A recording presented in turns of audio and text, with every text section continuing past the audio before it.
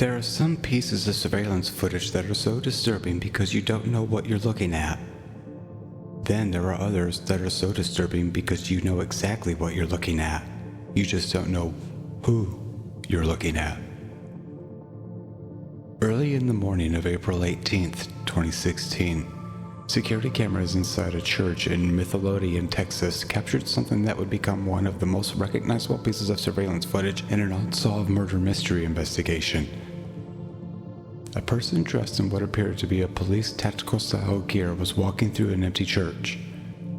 They opened doors, they looked into rooms, they wandered through hallways, and they appeared to be carrying something resembling a hammer.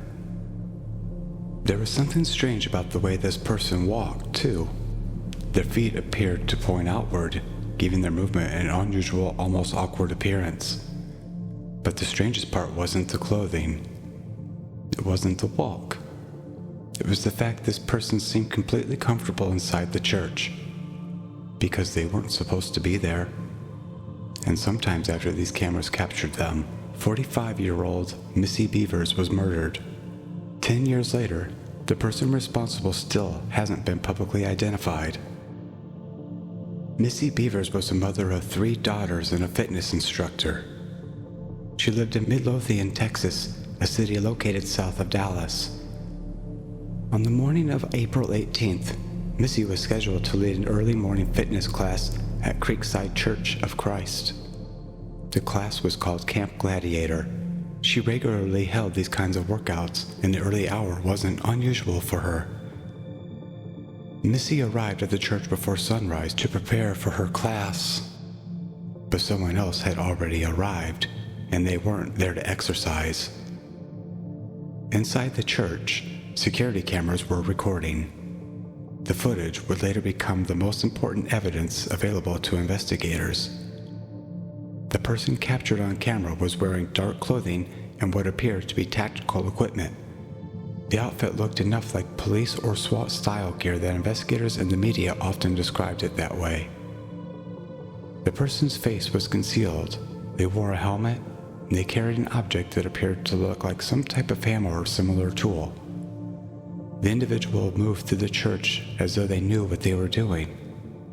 They opened doors, they looked in different rooms, and they continued moving. Just someone casually walking through an empty church in the middle of the night. If you watch the footage without knowing the story, you might initially think this is some kind of strange prank. Someone playing dress up, someone breaking into a building, maybe even someone pretending to be a police officer. But then you realize something. The person isn't simply wandering around. They're checking rooms. They're moving through the building. And eventually, Mrs. Bever arrives. At approximately 4:18 in the morning, Missy entered the church. She was there to prepare for her fitness class. The person seen on the surveillance cameras was still inside. At some point, Missy encountered that person. What happened next was horrific. Missy was attacked. She suffered multiple puncture wounds to her head and chest. She died inside the church. Her body was discovered shortly after. The person captured on surveillance footage was gone.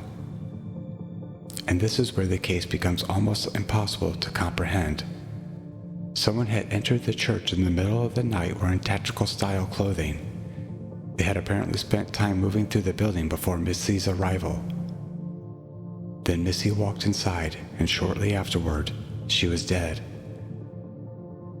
There were images of the suspected killer. There was a physical description. There was even something as distinctive as a person's unusual walk. And yet, there was no arrest. Police released the surveillance footage to the public, and people immediately began studying it frame by frame. People looked at the person's height, their clothing, their posture, the way they carried the weapon. And one particular characteristic stood out: the walk. The suspect appeared to walk with their feet turned outward, almost as though they were waddling. Investigators hoped the distinctive walk might help someone recognize the person. Maybe a friend, a neighbor, a coworker. Someone who had seen that walk before, but years passed, no identification was confirmed. One thing that has been reported is that nothing was taken from Missy or the church, making a simply robbery explanation unlikely. One of the most disturbing things about the surveillance footage is how ordinary the suspect's behavior looks. They're not sprinting around, they're not looking over their shoulder every few seconds. They're not acting like someone who thinks they're about to get caught. They just walk. They open a door, they look inside. They continue down the hallway, and then they do it again. Imagine being the person reviewing this footage for the first time. You know that there is someone about to be murdered, but the person on screen has no idea that you're watching. They're simply moving through the building, and somewhere outside that camera's view, Missy is arriving.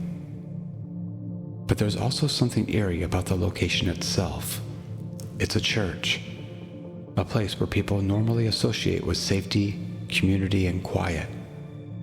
But at 4 a.m, an empty church is an entirely different environment. Long hallways, dark rooms, closed doors. Missy's husband, Brandon Bevers, was expected her to come home after the workout. Instead, he learned that his wife had been killed. And while the internet became fascinated by the surveillance footage, her family was left with something much more painful. They knew the person who killed her was still out there. They just don't know who. Over the years, investigators received tips from people all over the world. Some claimed they recognized the suspect. Some thought the person in the footage was someone they knew. Others believed they recognized the unusual walk.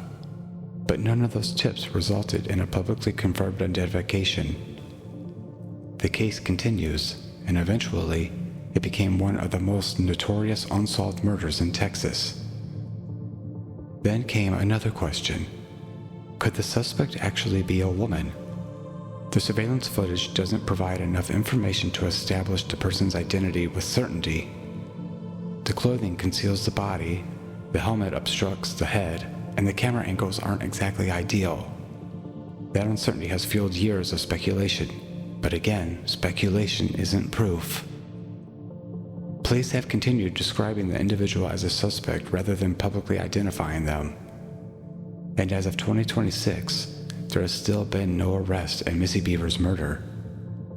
What makes this surveillance footage so frustrating? You can have a picture of the person responsible without actually knowing who they are. The camera gives you their clothing, their height, their movements, their behavior, but it doesn't give you a name. It doesn't give you a motive. And it doesn't tell you what happened after they left the building. There's another detail that I think makes the case especially disturbing. The suspect appears to know the cameras were there, or at least they didn't seem concerned about them. They walked directly through areas covered by surveillance.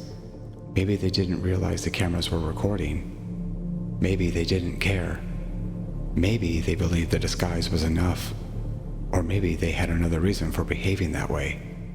We simply don't know. Imagine what it would feel like to recognize that walk today. Imagine seeing the footage after all these years and suddenly realizing, I know who that is. That is exactly what investigators have hoped would happen. Because somewhere, there may be someone who knows that person in that video. Someone who remembers a friend wearing similar clothing. There are plenty of mysteries on the internet that are exaggerated. There are fake videos, paranormal clips that turned out to be insects flying in front of cameras, but the Missy Bevers case isn't one of those. The surveillance footage is real, and her family has spent a decade waiting for an answer. Because when we watch the footage, we're not watching a horror movie. We're watching evidence from a real murder.